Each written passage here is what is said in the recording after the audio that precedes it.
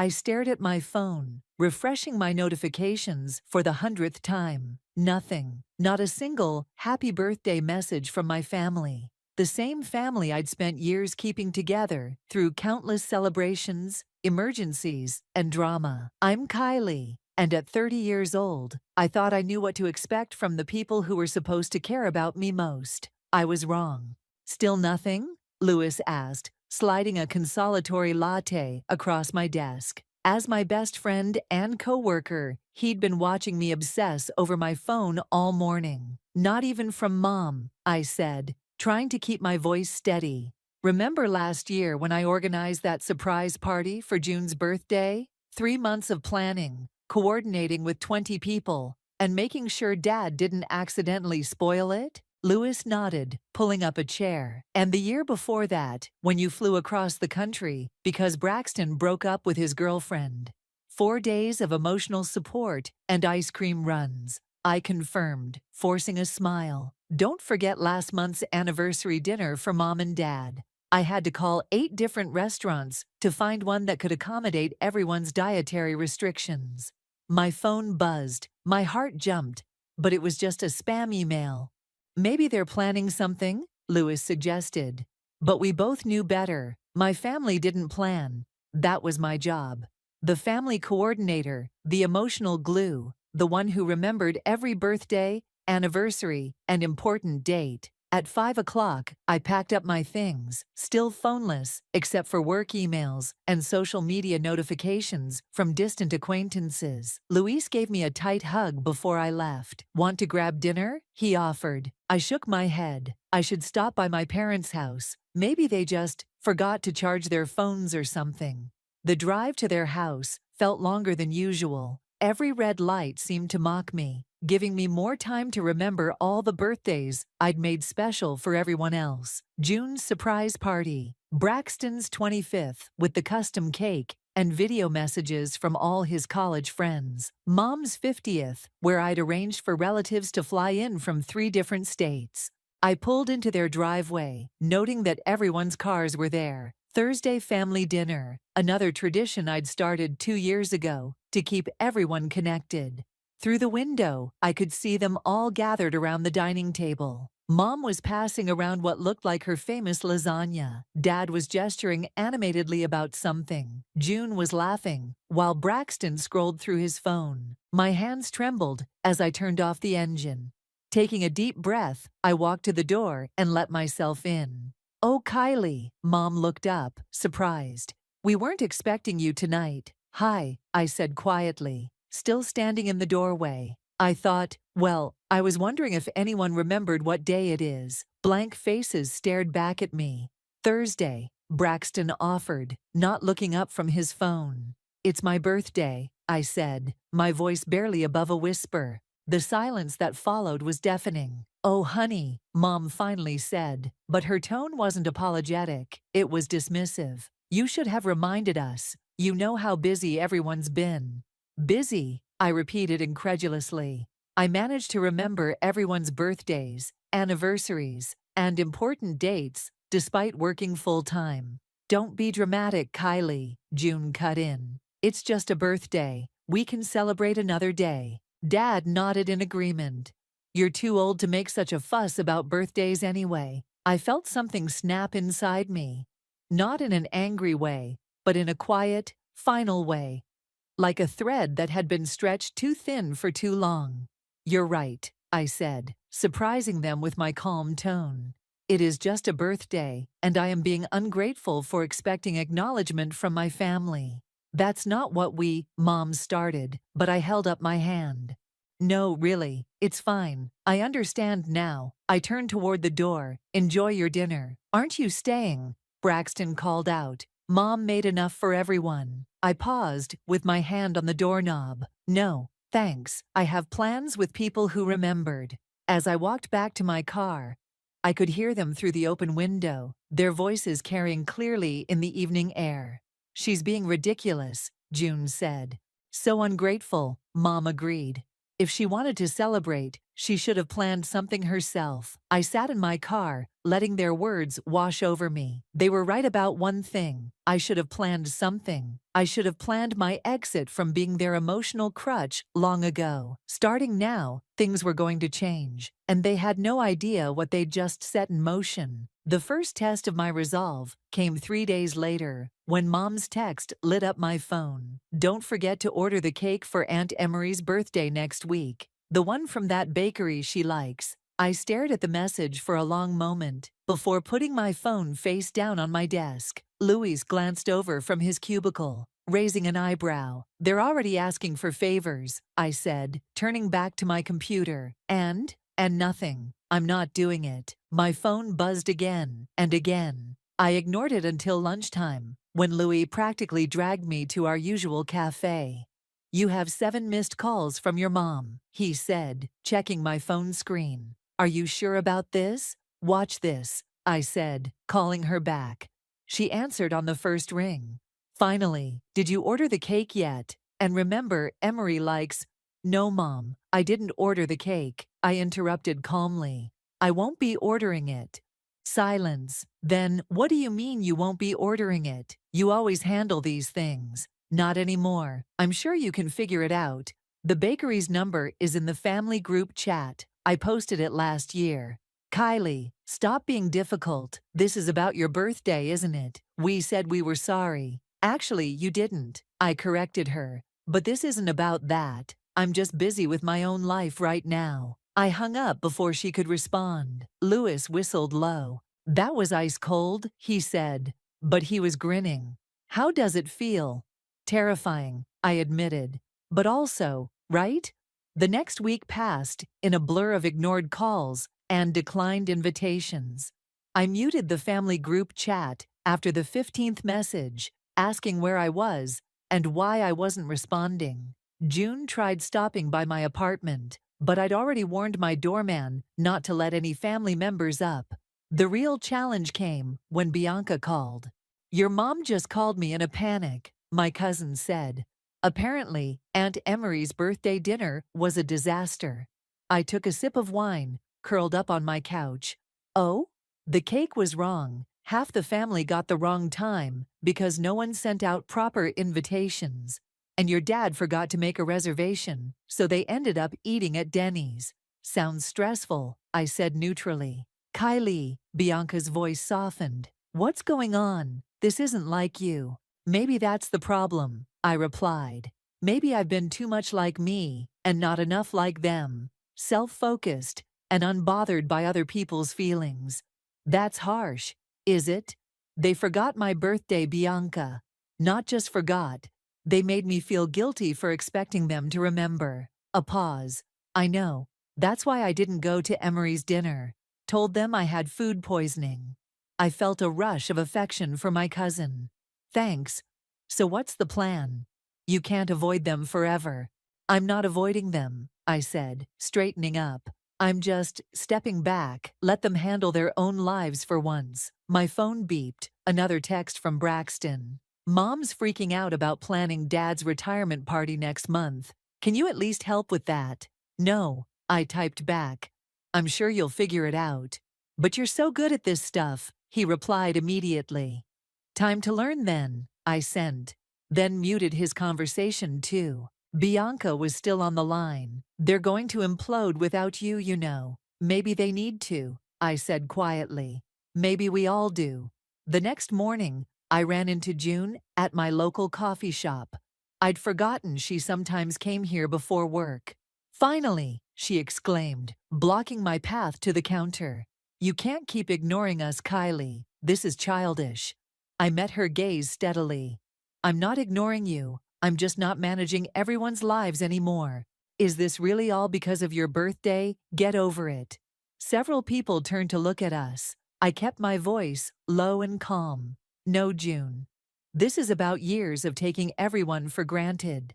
About expecting me to be there for everything while never being there for me. About calling me ungrateful for having feelings. That's not. It is. I cut her off. And you know what? I'm tired. I'm tired of being the only one who tries, who remembers, who cares. So I'm done. Done? Her voice cracked slightly. Done being the family secretary. Done being the emotional support system. Done being taken for granted. I stepped around her to place my order. When I turned back, she was still standing there, looking lost. "What are we supposed to do?" she asked quietly. I grabbed my coffee from the counter. "Whatever you want, June. That's the point. It's not my problem anymore." As I walked out, I felt lighter than I had in years. The guilt was still there, but it was overshadowed by something else, a growing sense of freedom. 2 weeks into my family detox, Aunt Emery invited me for coffee. Unlike the others, she'd respected my space, so I agreed to meet her at a quiet cafe downtown. "You look different," she said as I sat down. "More relaxed." "I feel different," I admitted, stirring my latte. "How bad was your birthday dinner?" Emery laughed. "Oh, honey, it was like watching a car crash in slow motion. Your mother spent half the night apologizing about the cake. They ordered chocolate when everyone knows I'm allergic. Your father kept checking his phone because he was convinced he had another reservation somewhere else. And Braxton. June tried to organize a group photo, but forgot to bring her camera. Braxton showed up an hour late because no one told him we changed the time." She leaned forward. "But that's not why I asked you here." I raised an eyebrow. "No? I overheard something interesting at that disaster of a dinner. Your mother and June were in the bathroom. They didn't know I was in the stall." My curiosity piqued. "What did they say?" "June's been hiding something from the family. She's 3 months pregnant." I nearly choked on my coffee. "What?" "She's terrified to tell everyone because she's not married. And you know how traditional your parents are. She was telling your mom she'd planned to ask you for help breaking the news. But," Emery spread her hands. "But I'm not available anymore," I finished. "Exactly." Your mother's response was interesting, though. She said, "We can't rely on Kylie forever. It's time we learn to handle our own problems."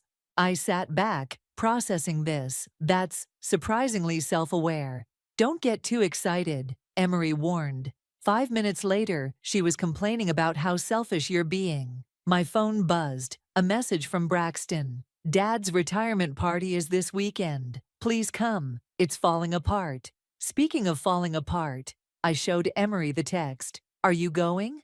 I shook my head. "I can't. If I step in now, nothing will change." Later that evening, Bianca called with a live update from the retirement party planning session. "Your mom tried to order catering from that Italian place Dad loves," she reported, barely containing her laughter. "Turns out it closed 2 years ago. The one that shut down right after I got food poisoning there. That's the one." June suggested the country club, "But no one knows who to contact there because you always handled the bookings." I could hear raised voices in the background. "What's that?" "Oh, Braxton just told everyone he can't make it Saturday because he has tickets to a concert. Your mom's having a meltdown." The concert he bought tickets for 3 months ago. I reminded him about Dad's retirement date back then. "Well, apparently no one wrote it down after you mentioned it." More shouting erupted in the background. "Hold on," Bianca said. Oh no." "What?" "June just threw up in the decorative plant. I think the stress got to her. Your mom's asking if she's sick and, yep, June just blurted out that she's pregnant. Your dad looks like he's about to pass out." I closed my eyes, imagining the chaos. "How's Mom taking it?" "She's sitting there with her mouth open." "Wait." She just asked who's going to help plan the baby shower. Everyone turned to look at the empty chair where you usually sit. Despite everything, I felt a twinge of sympathy. "They'll figure it out." Actually, Bianca's voice dropped to a whisper. "I think they might be. Braxton just offered to cancel his concert tickets, and June's boyfriend, sorry, the baby's father, just arrived. He's offering to help with the retirement party planning." "Really?" "Yeah, it's like, without you there to fix everything. They're being forced to step up. It's messy and disorganized, but they're trying." I heard Mom's voice in the background. "We can't keep expecting Kylie to manage our lives. We need to show her we can do better." "Did you hear that?" Bianca asked. "I did," I said softly, "but they have a long way to go." "True." "Oh God, your dad just tried to take charge of the menu planning, but he doesn't know about June's new gluten intolerance or Braxton's girlfriend's nut allergy." The allergies I documented in the family shared notes app? The one no one else knows how to access. Yeah, that one. Bianca paused. They're actually kinda sweet though, in a chaotic way. Your mom's crying, but she's hugging June. Dad's shaking hands with June's boyfriend. Braxton's on the phone canceling his concert tickets. I felt something shift inside me. Not regret, exactly, but recognition. They were trying. Messily, imperfectly, but trying. Keep me posted, I asked. Of course. Oh, and Kylie, they miss you. Not just what you do for them, they miss you. After hanging up, I sat in my quiet apartment, thinking about family, growth, and the painful process of change. Maybe they needed to fall apart a little to put themselves back together the right way. My phone lit up with another text from Mom. We understand now. We're trying to do better. Please give us a chance to show you. I left it unanswered. But for the first time in weeks, I didn't immediately mute the conversation. Dad's retirement party was exactly the beautiful disaster I expected it to be. I watched the chaos unfold through Bianca's steady stream of texts and photos. The cake says, "Happy retirement done. They got your dad's name wrong," she reported. June's trying to scrape off the "Don" with a plastic knife. I was curled up on my couch with Louis, who'd brought over pizza and insisted on being my emotional support person for the evening. Your mom just tried to give a speech, another text read. She started crying halfway through because she forgot to write it down. But then Braxton stepped in and said some really nice things about your dad. Actually made everyone tear up. See? Luai pointed at the screen. They're managing. My phone rang. It was June. After a moment's hesitation, I answered. Hey, she said, her voice thick with emotion. I know you don't want to talk to us right now, but I needed to tell you something. I waited. I'm sorry, she continued. Not just about your birthday, about everything. Watching everyone try to pull this party together without you. It made me realize how much we've taken you for granted. June. No, let me finish. My boyfriend Mark, he asked why we relied on you so much. I didn't have an answer. It made me feel awful, because the truth is we just got lazy. We knew you'd handle everything, so we stopped trying. I heard commotion in the background. How's the party going? She laughed wetly. It's a mess. The food's cold. Dad's name is wrong on everything. And Mom forgot to invite half his golf friends. But everyone's helping. Really helping. Not just saying they will and then disappearing. Even Braxton canceled his plans to be here. That's good, I said softly. Yeah, and I'm showing now. The pregnancy, I mean. Mom's been surprisingly great about it. She and Mark's mom are already arguing over who gets to host the baby shower. I told them I can handle it myself. Can you?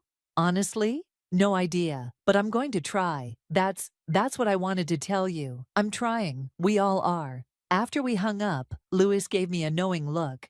You're going soft. Am not, I protested. I'm just glad they're figuring things out.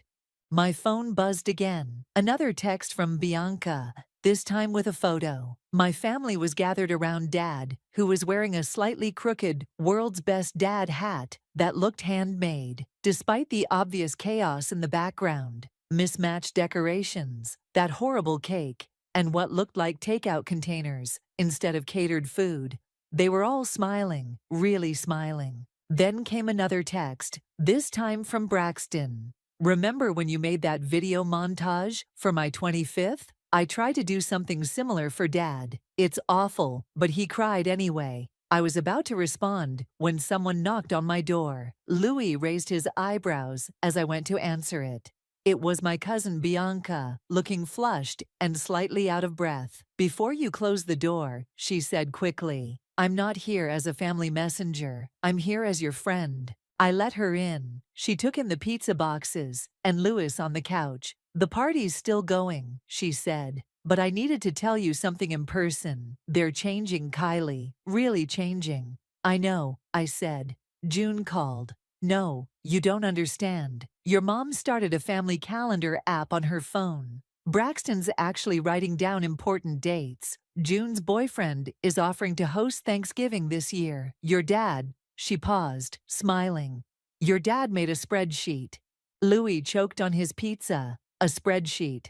For family birthdays and anniversaries, it's terrible. He somehow managed to list August as having 32 days, but he's trying. I sat down heavily. They didn't need me after all. No, Bianca said firmly. They needed you to stop enabling them. There's a difference. She pulled out her phone. Look at this. It was a video from the party. Mom was standing up, glass in hand, looking nervous but determined. I want to thank everyone for coming, she said in the video. This isn't the perfect party our Kylie would have planned. The food's wrong, the decorations are a mess. And yes, that cake has the wrong name. She paused. But we did it ourselves. And maybe that's what Kylie's been trying to tell us all along. That we need to stand on our own feet. The video ended. I looked up to find both Louis and Bianca watching me carefully. They're not perfect, Bianca said gently. They're still going to mess up, but they're trying to be better, not just at planning parties, but at being family. My phone lit up with another text from Mom. We saved you some wrong name cake. It's not much, but it's made with love and a lot of humility. When you're ready, we'd love to share it with you. For the first time in weeks, I felt the hard knot in my chest begin to loosen. A week after Dad's retirement party, my parents invited me to dinner. Just the three of us. No siblings, no extended family. I agreed, but suggested a neutral location, the small Italian restaurant near my office. You look good, Mom said when I arrived, pulling me into a tentative hug. Are you eating enough? I'm fine, Mom.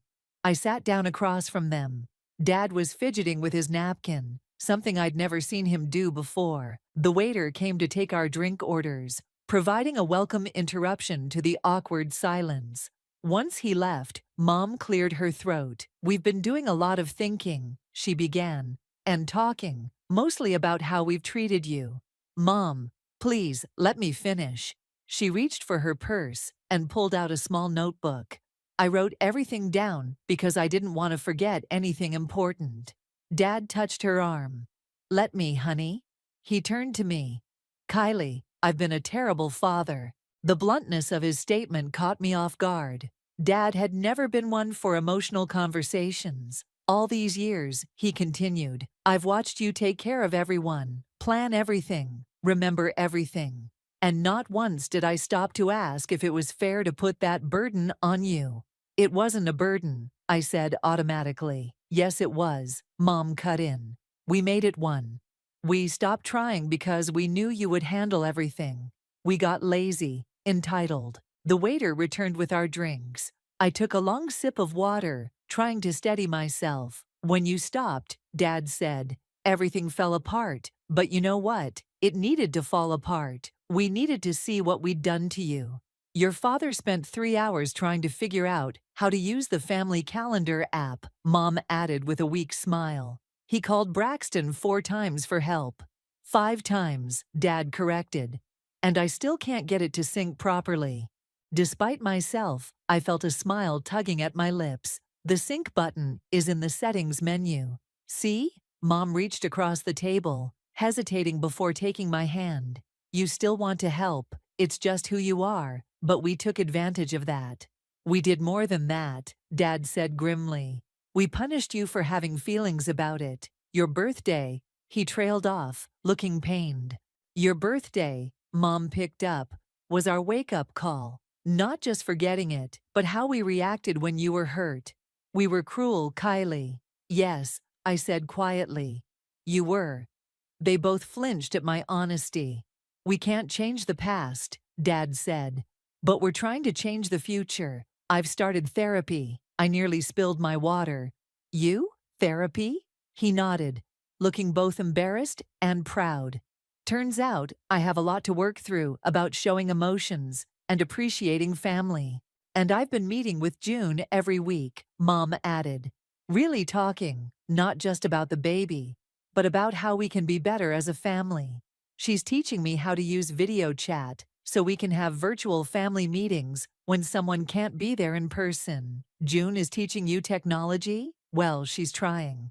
I kept holding the phone upside down the first few times. The waiter came to take our orders. In the brief pause, I noticed something different about my parents. They seemed softer somehow, more vulnerable. "We're not asking you to come back and take care of everything," Dad said after the waiter left.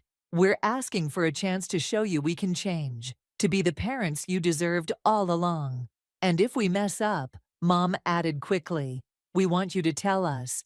No more silencing your feelings to keep the peace." I took a deep breath. "I need you to understand something. I can't go back to being the family fixer." "We don't want you to," Dad said firmly. "We want you to be our daughter, not our personal assistant. And we want to celebrate your next birthday properly," Mom added, tears in her eyes. "If you'll let us." "That's months away," I pointed out. "We know. We've already marked it in 3 different calendars." Braxton set up phone reminders for everyone. "June's starting a planning committee. She insists on handling it herself." "Poor June," Dad chuckled. "She tried to reserve a restaurant last week and booked a children's party place by mistake." I couldn't help laughing. "She did not." "Oh yes," Mom grinned. "Complete with a ball pit and party clowns." She was mortified when she realized. For the first time in months, the conversation flowed naturally. We talked through dinner, sharing stories of their fumbling attempts at independence, their small victories, and amusing failures. They weren't perfect, far from it, but they were trying. As we finished our meals, Dad reached into his pocket and pulled out an envelope. "We know it's late," he said softly, "but happy birthday, sweetheart." Inside was a card, not a generic store-bought one, but a handmade card covered in awkward drawings and heartfelt words. It wasn't perfect, but it was real. And maybe that's what I'd been waiting for all along. The real test came when June went into premature labor at 7 months. My phone exploded with panicked messages at 3 a.m. "On my way to Memorial Hospital," June texted. Contractions started. Mark stuck in traffic, scared. Before I could respond, messages poured in from everyone else. Mom was already at the hospital. Dad was trying to coordinate with Braxton. Aunt Emery was calling Mark's parents. I stared at my phone, my old instincts screaming to take charge, to start organizing everyone. Instead, I simply texted June, "I'm here if you need me. You've got this." 10 minutes later, Braxton called. "I know you're not doing the whole family coordinator thing anymore," he said quickly, "but I need advice. Mom's freaking out. Dad's in the wrong hospital because he mixed up Memorial with Methodist. And Mark's still stuck on the highway. What do you think you should do?" I asked calmly.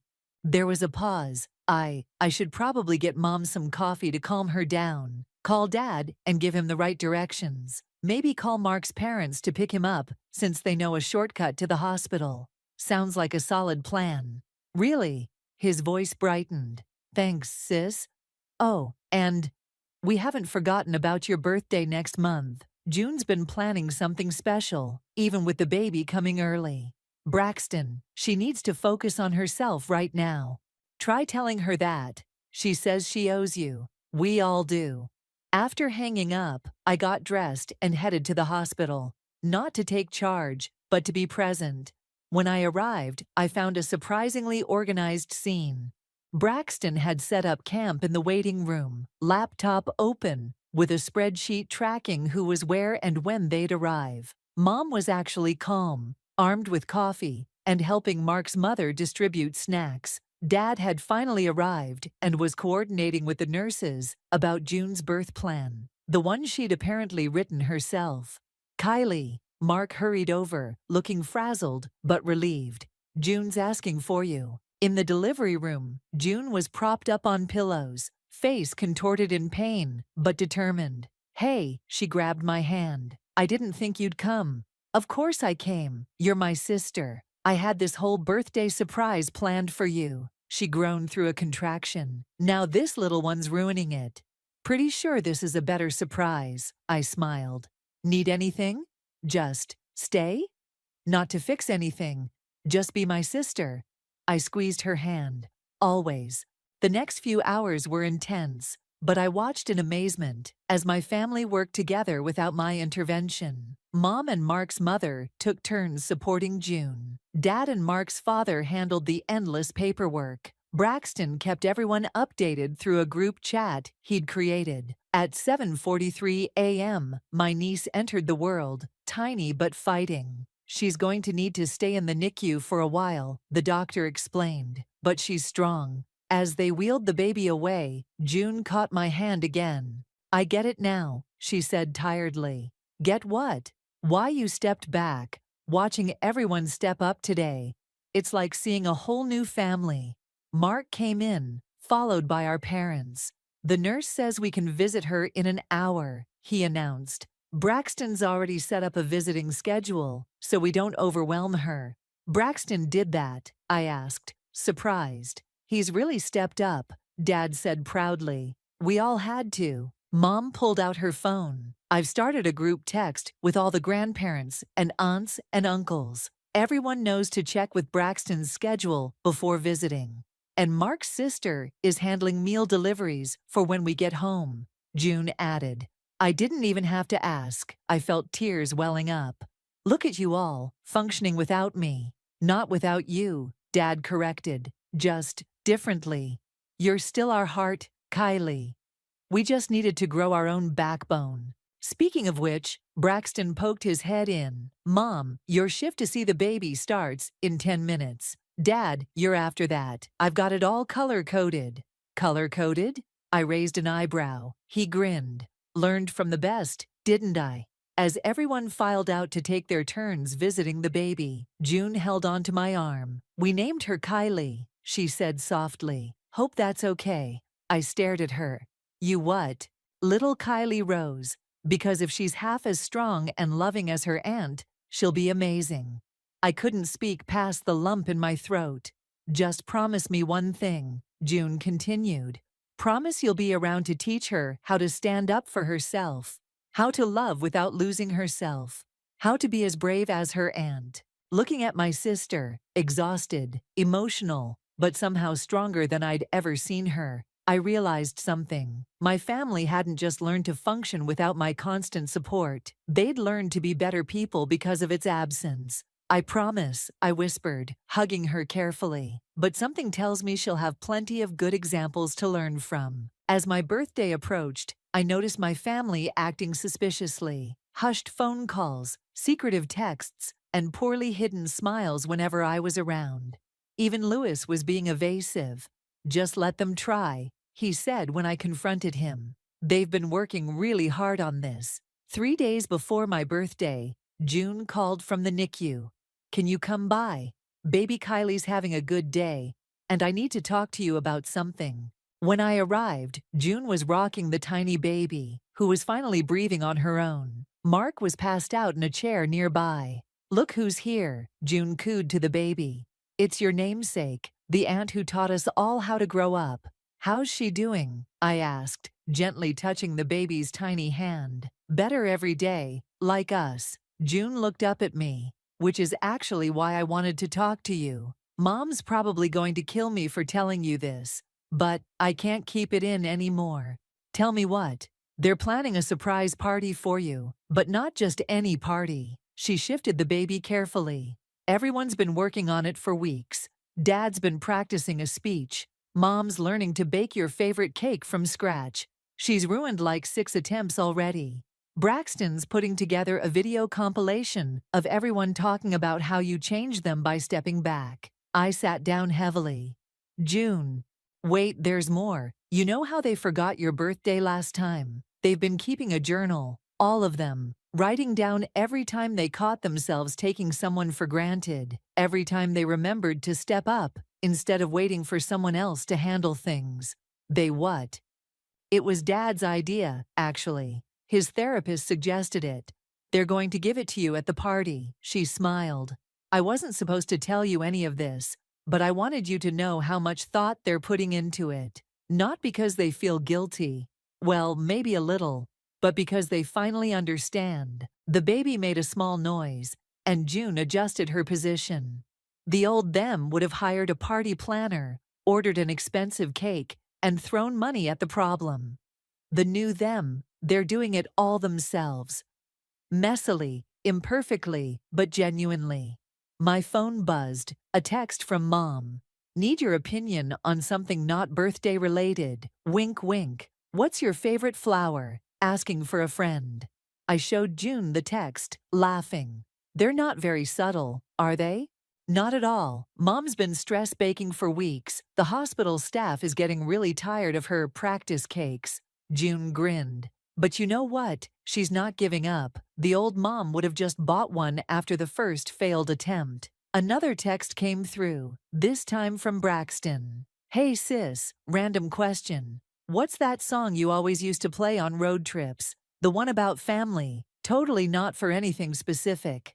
Oh God, June giggled. He's been trying to make this playlist for days. Called me at midnight last week, asking if you preferred acoustic or original versions of songs. They don't have to do all this, I said softly. No, they don't. That's what makes it special. They want to. June carefully stood up, walking to the window. You know what Mom said when I told her I was naming the baby after you? She said, good, maybe this Kylie will teach us lessons too. My phone kept buzzing, with increasingly obvious, casual questions from family members. Dad wanted to know my favorite childhood memory. Aunt Emery was asking about my preferred cake flavors. Even Mark's parents were getting in on it, inquiring about my favorite restaurants. They're going to be so mad at me for spoiling the surprise, June said, not looking particularly concerned. But I wanted you to have time to prepare, to really see how much has changed.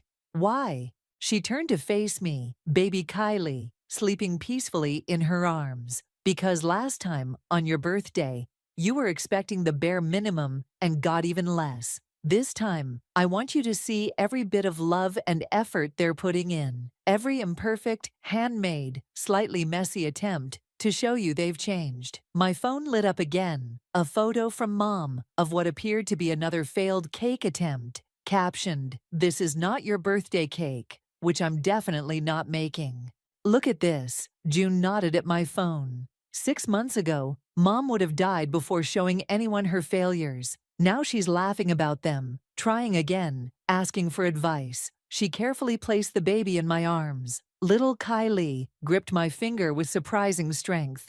So when you go to this party you're not supposed to know about, June said softly, remember that every wobbly decoration, every off-key song, every slightly burnt cake is a testament to how much they've grown. How much you taught them by simply stepping back and letting them fall and get back up. Looking down at my tiny namesake, I felt the last bits of hurt and resentment melting away, replaced by something warmer, something like hope. Besides, June added with a mischievous smile, watching them try to keep this secret has been absolutely hilarious. On my birthday, I played along with their surprise, letting Bianca guide me to the community center where my family waited. The moment I walked in, I had to fight back tears.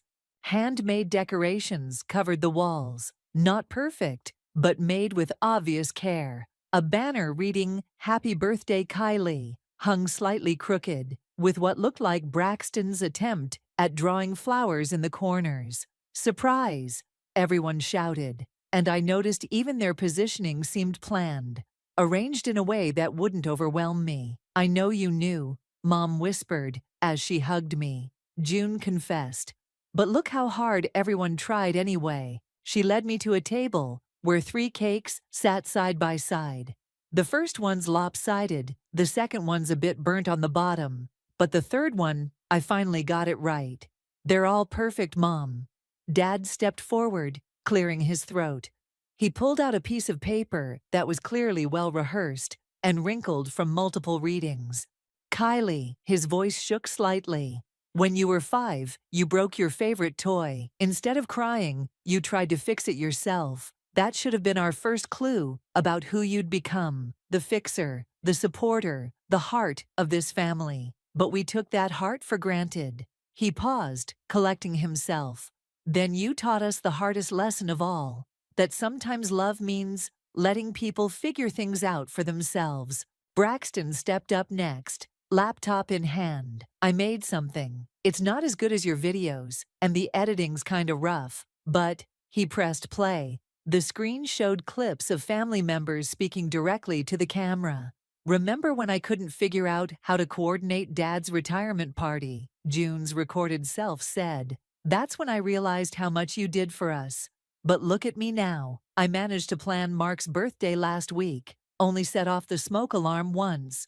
The video continued, with similar confessions and stories from everyone, even extended family members. Each clip showed not just appreciation, but evidence of growth. Mom mastering video calls, Dad organizing family meetings, Braxton creating shared calendars. And now, Mom announced as the video ended, "We have something else." They presented me with a leather-bound journal. Inside, I found dated entries from each family member. Today, I remembered to ask June how she was feeling instead of waiting for Kylie to check on her.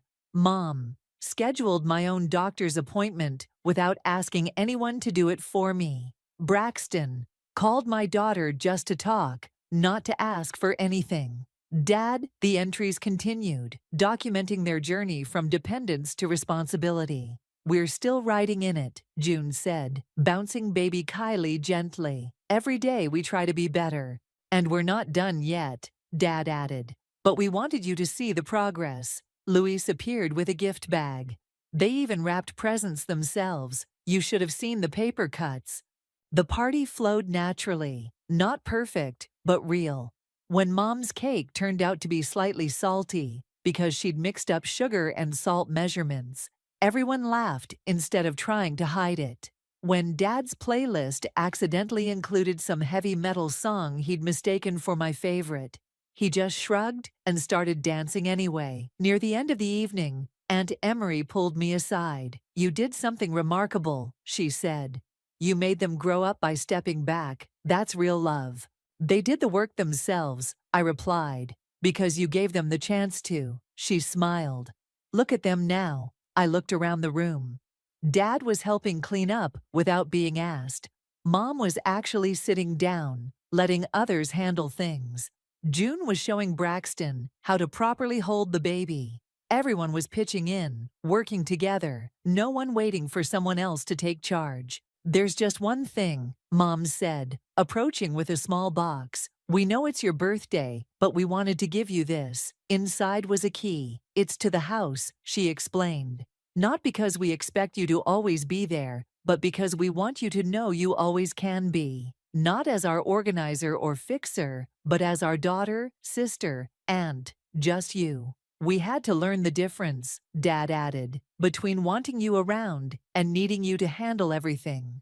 Baby Kylie made a small noise, and June placed her in my arms. "And this little one needs to learn from the aunt who taught us all how to stand on our own feet." Looking around at my imperfect, trying, growing family, I finally felt it. The balance I'd been seeking. They hadn't just learned to function without me. They'd learned to let me exist as myself.